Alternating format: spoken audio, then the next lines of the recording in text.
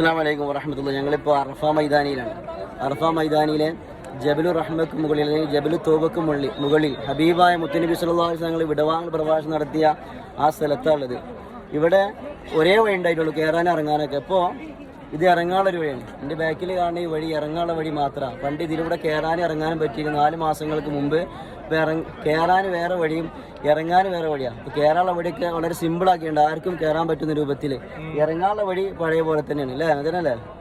അങ്ങനെ തന്നെ ഇൻഷാ അല്ലാഹ്. ഞങ്ങൾ പിന്നെ ഇവിടെ ഒരുപാട് ആളുകൾ 42ഓളം ആളുകൾ ഞങ്ങളുടെ കൂട്ടത്തിലുണ്ട്. ഇൻഷാ അല്ലാഹ് എല്ലാവരും ദ്വാരിക്കുക. എന്താണ് സാലിയ എന്തെങ്കിലും പറയാനുള്ളത്? അത് കുറച്ച് കാലം മുമ്പ് പടിയും കാര്യങ്ങളൊന്നും ഉണ്ടായില്ല, കല്ല് മാത്രമേ. അതിനുശേഷം പടിയൊക്കെ ഉണ്ടാക്കി. ഇത് എളുപ്പമുള്ള വഴിയാണ് ഈ വഴി, നമ്മൾ വന്ന വഴി. ഇപ്പം അത് മാറ്റി കയറാൻ എളുപ്പത്തിലും ഇറങ്ങാൻ കുറച്ച് പ്രയാസം ഉണ്ടാവും, എന്നാലും കുഴപ്പമൊന്നുമില്ല. ഏതാണെങ്കിലും എല്ലാവരും കയറി കാണും. ഇങ്ങോട്ട് കയറിൽ പ്രത്യേകം പൊന്നും സുന്നത്തൊന്നുമില്ല.